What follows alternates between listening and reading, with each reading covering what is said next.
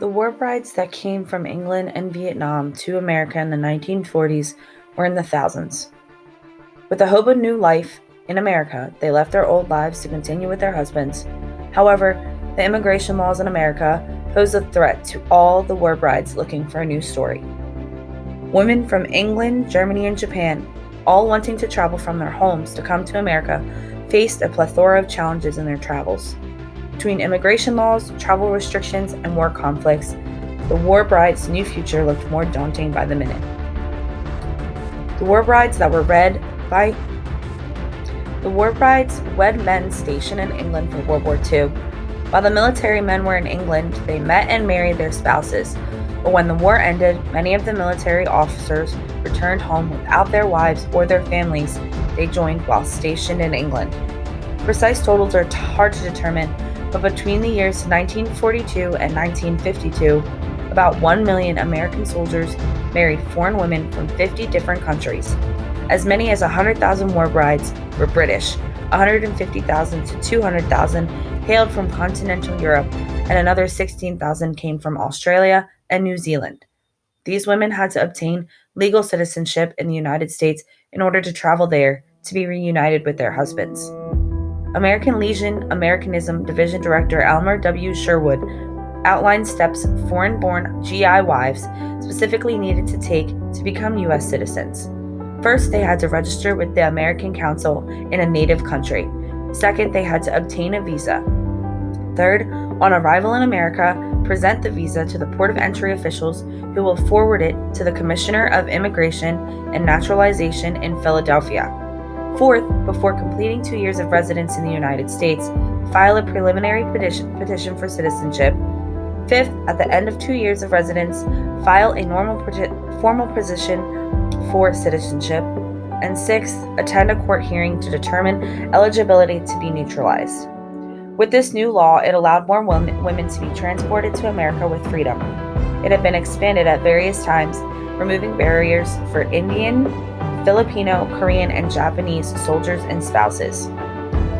The American way of life was appealing for many English women due to the freedom that was given to women in America and the ideas that America represented.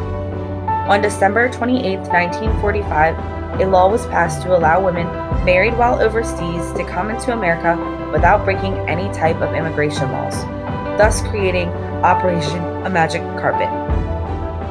Over 8 million men and women from every service branch came home in Operation Magic Carpet. On average, Operation Magic Carpet took 22,222 Americans home every day for 360 days. Operation Magic Carpet was the largest combined air and sea lift ever organized. This operation helped thousands of military men come home and helped their wives come home as well. Approved by Franklin D. Roosevelt in February 1945, the military conjoined all branches to make this operation a success. Using a point system, the branches decided who would come first and who would stay in Germany and Japan longer. The more points the soldier accrued, the higher chance at going home they had. For World War II brides and their dependents, the greatest hurdle for legal entry into the United States was the quota system, the national origins formula established by the Immigration Act of 1924. The Immigration Act of 1924 all but cut off entry for many hopeful migrants from Europe and all would-be immigrants from Asia. The war brides came to America. There were multiple different ways the government offered to get them here. When Operation Magic Carpet didn't get all the servicemen and their families home by the end of 1945, the options were limited for them to get to America.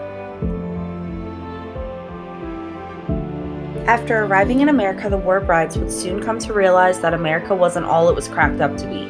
With the Depression coming to an end and the war taking its toll on the states, the war brides came to realize they left more than they'd bargained for.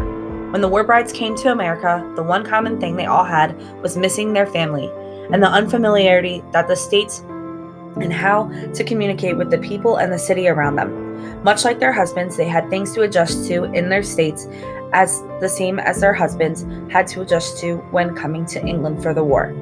While post-war Queens had the look and feel of the suburbs, much of Brooklyn was far more densely developed and cold water tenements were not uncommon. The area around the Navy Yard, which had employed 70,000 workers, during the war began to suffer from the loss of jobs after the conflict had ended. Mrs. Cilianto Spanberg worked at the store until she was 6 months pregnant with the couple's first child, a daughter. When she began spending more time at her Brooklyn apartment, she noticed that it was infested with rats, mice, and roaches. The employment situation was bad when my husband got back after the war, and the first 10 years were difficult. Then, Colleen Harrisades of Staten Island, a widow of 2.5 years, whose husband was a New York City bus driver. But in England, I don't think we would have achieved so quickly as much as we did living in the US. Some were less than welcome.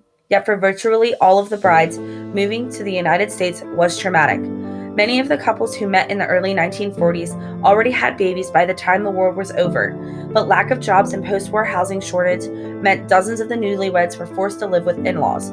Despite the many challenges with jobs, housing, and life in general, many war brides made the best of a terrible situation to be reunited with their husbands. Soon after the war ended and the war brides finished coming to America, they lived a happy and fulfilling life. When we left here for the United States 40 years ago, most of us thought we'd never see England or our families again, said Vera Stephen as she sipped a cup of tea. Mrs. Stephen is one of more than 70,000 British women who married American servicemen stationed here in World War II. 40 years ago, they sailed to the United States to join their husbands, many boarding ships in Southampton. This weekend, more than 300 returned, along with an assortment of husbands and family members, for their largest reunion ever and their first in Britain. With all the women who came to America and the hardships they faced, they pushed forward, making their lives exceptional. Many women still live here in America, but the divorce rate among the couples appears to be fairly low. Many joined special groups organized as early as the late 40s, where they could meet and talk our own language, as one put it. The Southampton reunion was organized largely through clubs. Many women at the reunion said the clubs gave them friendship and the support they needed to remain in the United States. Even so, several expressed regrets about the decision they made 4 decades ago. With regrets and mistakes made, the biggest thing about the war bride movement was the change in pace in America at the time. The war brides changed the course of America for a period and continue to do so throughout their years here. While war can bring uncertainty and fear, it can also create a new world for each and every one of us.